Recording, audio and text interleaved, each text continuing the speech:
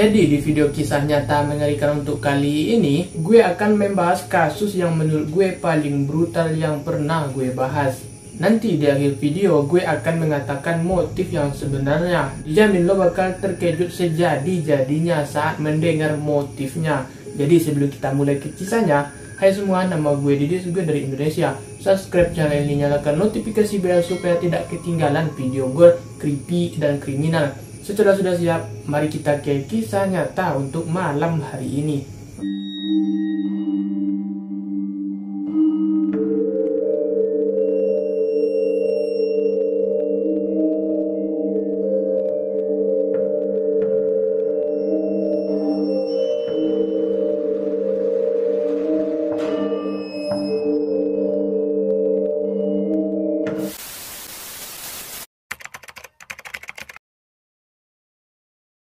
Pada tanggal 6 Januari 2007, ada sepasang muda-mudi berencana untuk pergi makan malam bersama dan kemudian menghadiri pesta teman mereka. Setelah itu, diketahui nama pasangan itu adalah Shannon Christian dan Christopher Newson. Keduanya baru saja mulai berkencan. Chris berusia 23 tahun dan digambarkan sebagai pemain baseball yang hebat dan seorang pemuda yang sangat populer yang dia bekerja sebagai tukang kayu. Sementara Shannon berusia 21 tahun dan merupakan pemain golf yang rajin.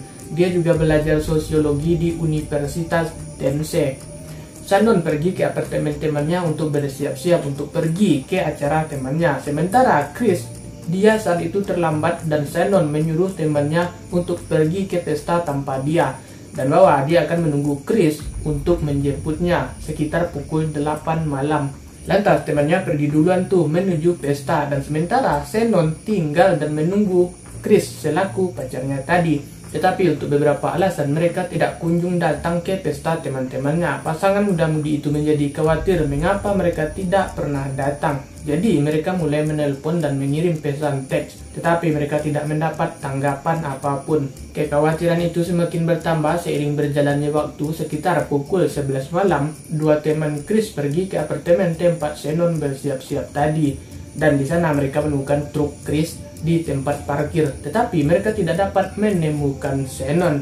Lalu ibu Shannon terbangun pada keesokan harinya, tanggal 7 Januari, dengan khawatir akan kesejahteraan putrinya. Dia tidak pernah sampai di rumah dan dia juga tidak menjawab panggilannya ke ibunya. Kemudian ibu Shannon mendapat telepon yang akan mengonfirmasi dan mengintensifkan kekhawatirannya.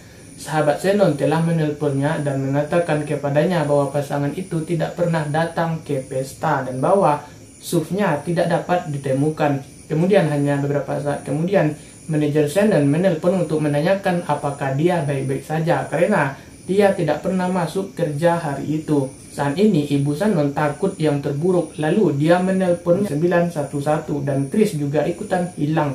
Tetapi sayangnya pihak berenang tidak dapat bertindak sampai kehilangannya menyampai 24 jam. Karena Chris dan Shannon sudah dewasa, orang tuanya dengan cemas menunggu panggilan dari putri mereka yang tidak pernah datang. Karena polisi tidak dapat bertindak, mereka mengambil tindakan sendiri. Mereka meminta bantuan dari penyedia telepon seluler. Shannon yang dapat memberitahu mereka bahwa teleponnya telah berbunyi di menara telepon yang berada di Cherry Street. Sekedar info, Cherry Street adalah lingkungan dengan tingkat kejahatan tinggi di kota tersebut. Lingkungan yang digambarkan sebagai area yang tidak boleh lo masuki kecuali lo tinggal di sana atau lo tidak berniat baik. Lalu keluarga dan teman-teman pasangan tersebut mencari di area Cherry Street. Lalu mereka menemukan mobil Toyota 4 Runner milik Shannon yang ditinggalkan. Meskipun mereka melihat beberapa hal aneh, Shannon dikenal sangat merawat SUV-nya, tetapi lantainya tertutup lumpur dan tidak hanya itu, joknya didorong sepenuhnya ke belakang sehingga Shannon tidak dapat mencapai pedal. Shannon juga menyimpan foto-foto orang yang dicintainya di SUV itu, tetapi semua foto itu hilang bersama dengan iPad yang dia gunakan. Dan boneka beruang sebungkus rokok ditemukan juga, meskipun faktanya kedua pasangan itu tidak perokok. Polisi berhasil menemukan bukti sidik jari yang akan mengarahkan mereka ke alamat 2316, yakni tepatnya di tempat yang bernama Chipman Street. Alamat ini hanya berjarak 2 blok dari tempat mobil Shannon ditemukan, lalu para penyelidik mengidentifikasi tempat itu. Sidik jari itu diketahui milik seorang pria bernama Lamarcus Davidson, seorang pembajak mobil yang terkenal. Dan kasus ini akan terungkap dan akan membuat lo tidak akan percaya tentang apa yang terjadi. Tidak lama kemudian jasad Chris ditemukan di dekat beberapa rel kereta api oleh seorang karyawan kereta api itu. Pada tanggal 7 Januari, selimut telah melilit tubuhnya dan kaos melilit kepalanya. Dia disumpal dengan kaos kakinya sendiri dan pergelangan kakinya diikat dengan ikat pinggangnya sendiri dan tangannya diamankan di belakang punggungnya. Kakinya yang telanjang dan berlumpur menunjukkan bahwa seseorang telah membuatnya berjalan tanpa sepatu ke arah di mana dia akan dibunuh. Dia memiliki beberapa luka tembak yang sesuai dengan pembunuhan bergaya eksekusi. Dan dia telah disiram bensin dan dibakar. Semennya juga ditemukan di dalam Chris, tetapi DNA-nya telah hancur oleh api.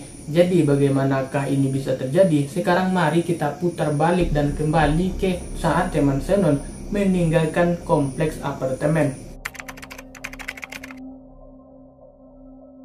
Chris memang dalam perjalanan dan dia benar-benar berhasil tiba di apartemen tempat Shannon menunggunya tadi. Baik dia dan Shannon menghabiskan waktu bersama sendirian sebelum menuju ke pesta temannya.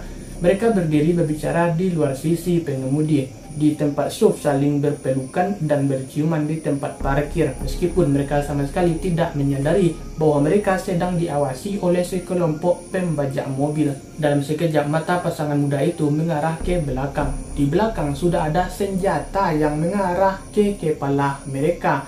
Geng itu tentu saja datang untuk mengambil mobilnya. Ketika tiba-tiba sepasang lampu depan datang melalui tempat parkir apartemen, geng pembajak mobil panik dan dengan pistol masih diarahkan ke kepala mereka. Lantas mereka mendorong pasangan muda itu ke dalam sub dan lalu pergi. Pasangan yang masih ditodong senjata dibawa ke rumah di jalan Chipman dekat dengan pabrik pengelolaan limbah dan daur ulang. 5 orang yang terlibat dalam kejahatan ini adalah George Giovanni Thomas, Little Daniel Chabins, Lamarcus Davidson, Vanessa Lynn Coleman, dan Eric Brown Lamaris Damson. Mereka baru saja keluar dari penjara dan dibebaskan bersyarat atas kasus perampasan mobil sebelumnya. Dan orang-orang lain yang gue sebut di atas sekarang menyadari Chris dan Shannon bersamanya di rumahnya.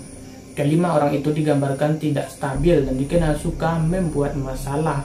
Lamarcus seorang yang miskin dan frustasi karena kekurangan uang. Dia memutuskan untuk mencuri mobil. Jadi begitulah mereka berangkat pada malam hari. Saat itulah mereka bertemu Chris dan Shannon. Shannon akan dibunuh terlebih dahulu. Dia diperkosa dan dipukuli dengan parah. Mereka melakukan semua ini di depan Chris dan 2 orang lainnya menyuruhnya berjaga. Setelah itu mereka membawa Chris ke rel kereta api. Disinilah mereka akan mengambil nyawanya. Davidson mendorong Thomas untuk membunuh Chris. Jadi dia menembakkan peluru ke leher dan kemudian ke belakangnya. Chris saat itu masih hidup. Saat itu dia lumpuh dan tergeletak di tanah. Yang itu memperpanjang penderitaannya. Mereka meninggalkannya sejenak sampai akhirnya Davidson menembak kepala Chris dengan gaya eksekusi. Kebrutalan pembunuhan ini cukup untuk menimbulkan rasa jijik dan marah. Tetapi geng itu belum selesai jauh dari itu. Dalam upaya untuk menyembunyikan bukti potensial mereka, membungkus tubuhnya dengan selimut. Dan saat itulah mereka menyiram tubuhnya dengan bensin dan menembaknya lagi. Sementara Davidson dan Thomas berada di rel bersama Chris. Sementara Shannon ditinggalkan bersama Vanessa Coleman. Ketika mereka kembali dari rel kereta api, mereka menjebaknya, mereka mengikatnya dan dengan kejam memukuli dan mencabik-cabiknya juga. Dan geng itu memutilasi tubuh Chris. Dan Shannon saat dia masih hidup, detail lengkapnya terlalu gamblang untuk dibagikan. Tetapi dengan pencarian di Google yang cepat, lo akan dapat menghantui dengan tempat apa yang terjadi pada mereka secara lengkap. Dengan tepat apa yang terjadi pada mereka secara lengkap. Dan tingkat keparahan cedera mereka. Tetapi juga gue jujur lo membutuhkan perut yang kuat untuk melihat ceritanya. Penyerang kemudian mengatakan kepadanya bahwa jika dia menurut dan mereka akan membiarkannya pergi. Vanessa adalah satu-satunya wanita yang terlibat dalam kejahatan ini.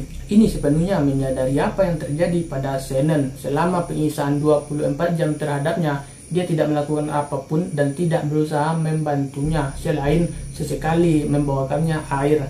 Dia memiliki banyak kesempatan untuk membantu karena kedua wanita itu sendirian di rumah bersama-sama. Pada beberapa kesempatan, Shannon kemudian dicekik dan dipukuli sampai dia tidak sadarkan diri. Meskipun masih sangat hidup, mereka kemudian mengikatnya dalam posisi janin Davidson dalam upaya untuk menghancurkan pot DNA-nya, memutihkan tenggorokannya, dan di dalam tubuhnya dia kemudian dibungkus dalam 5 kantong sampah dan tas belanja putih diletakkan di atas kepalanya. Mereka kemudian memasukkannya ke dalam tong sampah.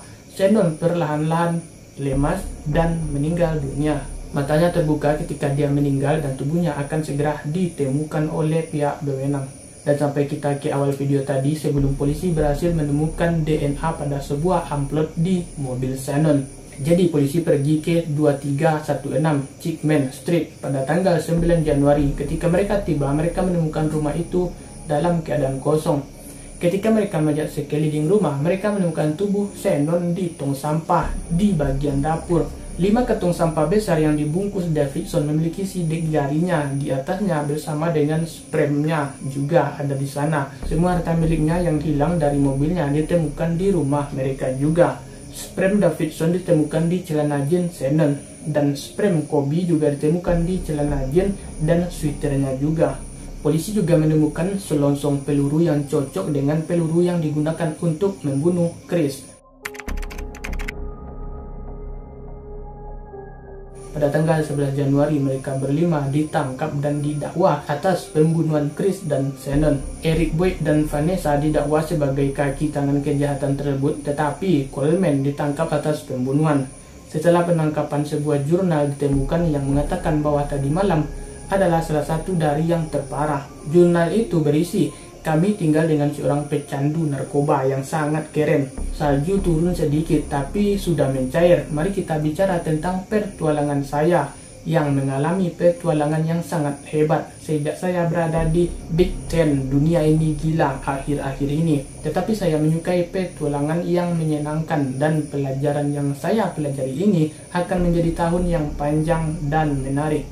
Tulisan di jurnal itu cocok dengan tulisan tangan Vanessa Coleman. Eric Boyd dinyatakan bersalah sebagai kaki tangan perampasan mobil yang fatal. Dia adalah satu-satunya tersangka yang tidak didakwa dengan pembunuhan dan dijatuhi hukuman maksimal 18 tahun di penjara federal. Mari kita ke Alvin Cobbins. Dia dinyatakan bersalah atas pembunuhan dan dijatuhi hukuman seumur hidup tanpa pembebasan bersyarat.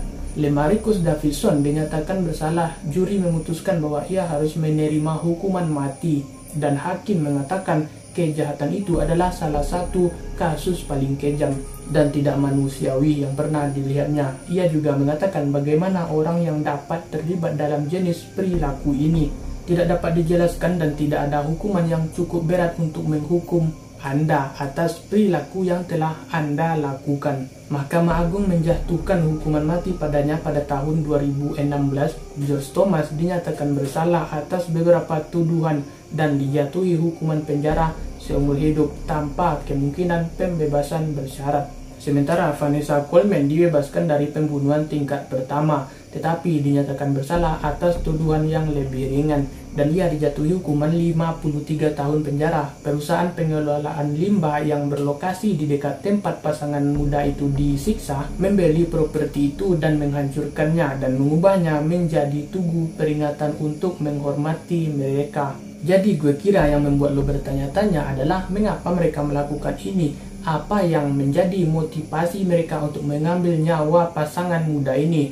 Dan untuk melakukannya dengan sangat brutal, ada yang percaya bahwa itu adalah kejahatan bermotif rasial karena korbannya berkulit putih dan pembunuhnya berkulit hitam, dan mereka memendam permusuhan terhadap orang kulit putih dan melakukan kekerasan itu. Ada yang percaya bahwa itu dimulai sebagai perampasan mobil dan itu hanya terbawa oleh sensasi. Kalau mereka memang tukang rampok mobil, pasti tujuannya ya cuma merampok mobil. Kalau ini tidak, mereka menyiksa dan membunuh penumpangnya juga sekaligus menyiksanya. Jadi ini adalah tingkat kekerasan rasial. Jadi gue Didis pamit di hadapan kalian semua dan see you on the next video, dan sampai jumpa lagi di video selanjutnya dan bye bye.